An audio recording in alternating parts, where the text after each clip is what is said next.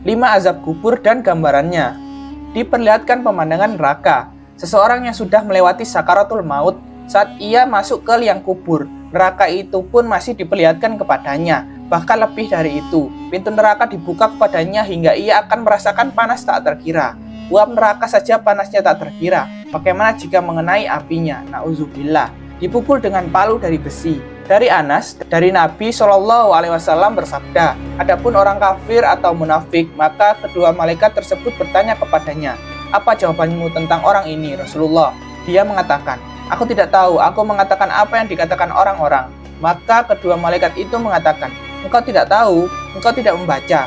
Kemudian ia dipukul dengan palu dari besi, tepat di wajahnya. Dia lalu menjerit dengan jeritan yang sangat keras yang didengar seluruh penduduk bumi kecuali 2 golongan, jin dan manusia. Muttafaqun alaih. Alas dari api neraka. Tak hanya panas api neraka yang dirasakan dalam azab kubur, bahkan alas tidur seorang yang dikenai azab terbuat dari api neraka. Masih bersambung dengan hadis sebelumnya, Allah berfirman kepada malaikat di alam kubur, gelarkanlah untuknya alas tidur dari api neraka. Hadis riwayat Ahmad, An-Nasai, Ibnu Majah, dan Al-Hakim. Disempitkan kuburannya hingga remuk tulang belulangnya. Kubur seorang yang durhaka pada Allah Ta'ala tidaklah sekedar menyempit hingga saling menempel tubuhnya. Bahkan saking sempitnya kubur itu, tulang belulangnya akan patah dan remuk. Lalu disempitkan kuburnya sampai tulang-tulang rusuknya berimpitan.